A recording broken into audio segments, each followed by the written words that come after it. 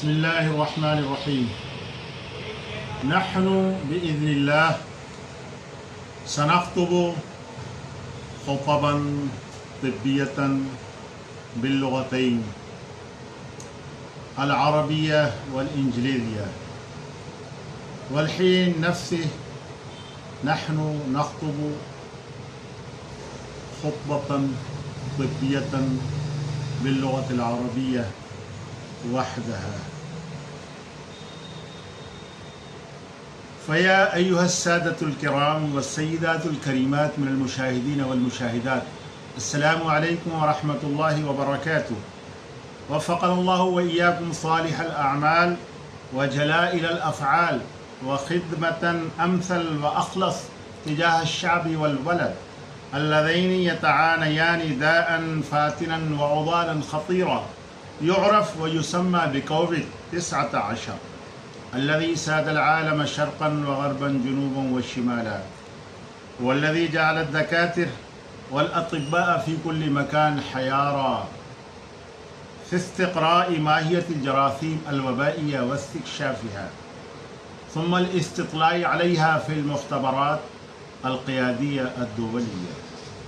वक़द इंदलअ अल-हर्ब अल-आलमिय्या फ़ी जमीअ अल-क़ारात वल-जज़ाइर अल-माहूलति बिन-नास ضد الكوفيد الذي مجزرته البشرية تجاوزت نطاق الإحصائيات. وأما عدد ضحايا الكوارث المطبوع في الجرائد والصحف فكان مبنيا على الخرص والمجازفة.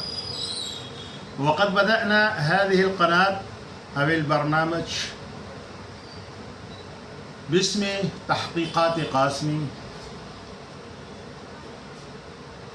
وقصدنا وراء ذلك إفادة مواريث طبية ومعالجة يونانية إغريقية سليمة كل السلامة من أي أثر جانبي، جديرة بأن تكون متبوعة ومعمولة، لا سيما في هذا العصر الراهن الذي يتهرع أهله ومواليده إلى أيلوباتيك التي ما من أدويتها إلا وله أثر جانبي قد ينقلب فتاكا لمن يتعاطاه من المرضى، فضلا عن أن يكون بروءا وشفاء.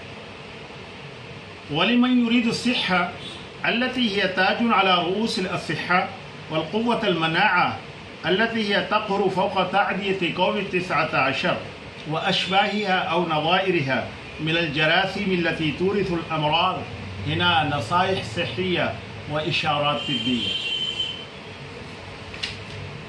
منها وقاية الماء المثلوج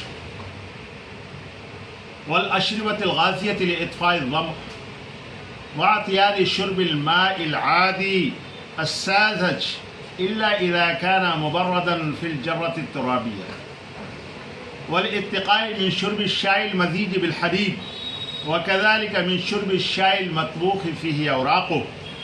ومنها الحرص على أكل البقول السريعة الانهضام، وتعقيب الغداء والعشاء بالزلطة، وأكل الأخبزة المصنوعة من دقيق غير مغربل، والإكثار من استعمال العسل الطبيعي حتى مكان السكر إذا تيسر، والإقلال من استعمال الرز إلا إذا كان مرفقا ومصحوبا بالسمك واللبن الزبادي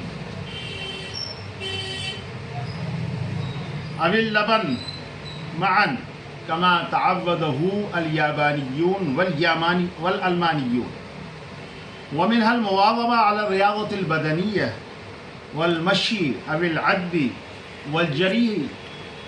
والجري صبيحة كل يوم، والقيلولة ولو لبرهة قصيرة عقيب الغداء، والمشي الهادي بعد العشاء. ومنها اللحم الصغير، أعني لحم الغنم أو لحم الخروف، صالح لمن يفقد جودة القوة الهاضمة، واللحم الكبير أكله طبيا منصوح لمن يكدح ويجتهد من عمال الحقل والمزرعة والبناء والحفر وأبدانهم غير مشحومة. وأما أفضل اللحوم لحوم الطيور المحللة كمثل الطيور الآجامية والطيور التي تخفق أجنحتها بالتراب لأنها تنتج أخلاق جيدة الكيموس.